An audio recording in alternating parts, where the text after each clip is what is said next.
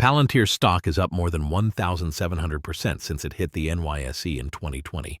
That's Tesla-level growth, but without the cars, the hype, or even a product most people can explain. This is a company that started as a secretive government contractor and somehow became worth over $430 billion. Today, it's more valuable than giants like IBM and Cisco.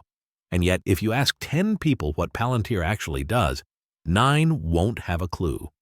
It went public at just $10 a share in the middle of a global pandemic. 5 years later, it's one of America's most valuable and controversial tech companies. So, how did a mysterious data analytics firm with deep government ties and constant controversy become one of the biggest success stories of the decade? Palantir was born out of crisis.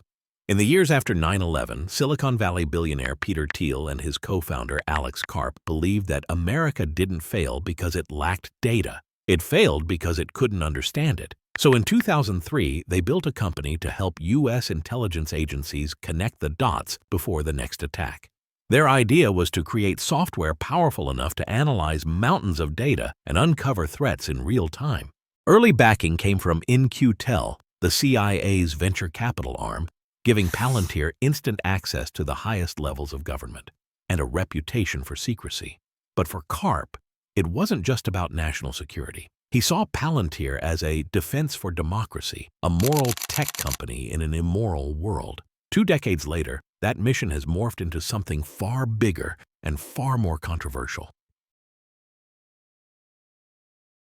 Palantir doesn't just sell software, it sells dependence. When a new client signs up, Palantir doesn't hand over a product key and call it a day. Instead, it embeds small teams of engineers and analysts directly inside the organization, an intense onboarding process they call a boot camp. These teams spend weeks, sometimes months, learning the company from the inside out, helping them build custom workflows and data pipelines that become the backbone of their operations. Once Palantir's software is integrated, it's nearly impossible to remove. Every department, every decision starts to rely on it. That's what makes Palantir so powerful and so sticky. The company's revenue engine runs on 2 main cylinders: government contracts and commercial partnerships.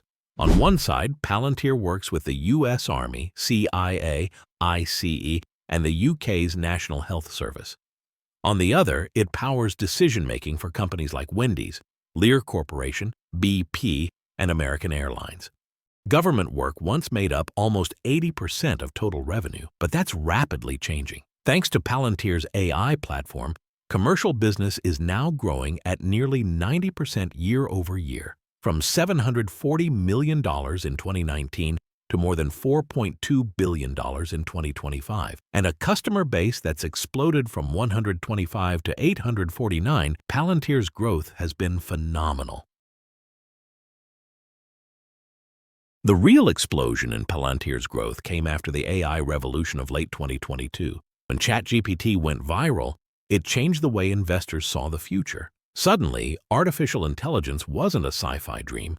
It was the next industrial revolution. But there was a problem. Most organizations couldn't safely plug AI models into their systems, especially when their data was classified, regulated, or mission-critical. That's where Palantir saw its opening. In 2023, it launched the Artificial Intelligence Platform, or AIP, software designed to let companies and governments integrate large language models directly into their private, secure environments. AIP acts like a control tower, ensuring AI can make powerful recommendations without exposing sensitive data.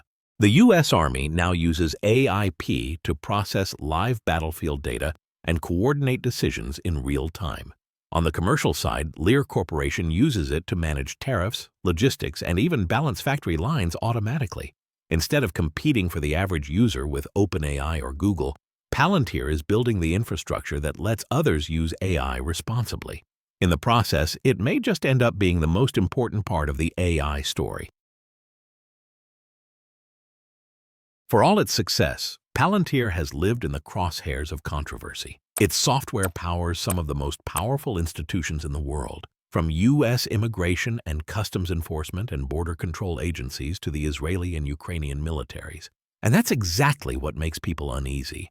Activists accuse Palantir of building systems that enable mass surveillance, deportations, and even algorithmic warfare. They argue that by giving governments the ability to track and analyze people in real time, Palantir is quietly blurring the line between security and control. Inside the company, not everyone is comfortable with that. Some employees have resigned over Palantir's political stances, particularly after CEO Alex Karp publicly voiced strong support for Israel following the October 7th attacks, even taking out a full-page ad in the New York Times to declare, "We stand with Israel." Karp, though, doesn't apologize. In interviews, he's blunt. "We're not surveilling Americans. We stand with the West." And while critics debate ethics, governments keep signing billion-dollar contracts because, love it or hate it, no one else can do what Palantir does. By any traditional measure, Palantir's stock makes no sense. It's up more than 1,700% in just 5 years, trading at levels that would make even the most aggressive tech investor blink. The company sits at roughly 226 times forward earnings and around 80 times revenue, far higher than even high-growth giants like Tesla or Snowflake. Critics have been quick to call it a bubble. Short sellers like Citron Research say Palantir's valuation is completely detached from fundamentals, arguing that its price reflects faith, not financial logic. But supporters see something different. They believe Palantir isn't just another software company. It's building a new category entirely. What CEO Alex Karp calls decision intelligence infrastructure. This idea that Palantir's systems could become the backbone of how governments and corporations make data-driven decisions fuels investor optimism, and the numbers don't hurt either. A $10 billion U.S. Army contract, a $1.3 billion Pentagon AI deal, and rapid commercial adoption across industries.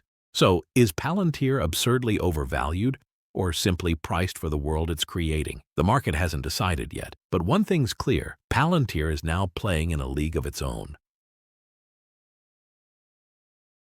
If there's one person who defines Palantir, it's Alex Karp, the eccentric, silver-haired CEO with a PhD in philosophy and a deep distrust of Silicon Valley. He's not your typical tech executive. He quotes Nietzsche, rails against groupthink, and famously moved Palantir's headquarters from Palo Alto to Denver to escape what he calls the Valley's monoculture. Karp speaks like a philosopher but runs the company like a field commander. He sees Palantir as both a business and a mission, and he's never shy about ambition. "We are going to be the most important software company in the world," he once said. Agree or not, 5 years later, he's looking dangerously close to being right. Palantir sits at the crossroads of artificial intelligence, national security, and capitalism, building tools that are as powerful as they are controversial. Some see Palantir as a guardian of the West, while others see it as a warning sign of what a large corporation can do with massive amounts of data. But one thing's certain: whether you love it or hate it, Palantir is helping build the future. Thanks for watching the video. Please like, share, and subscribe to our channel for more such business stories.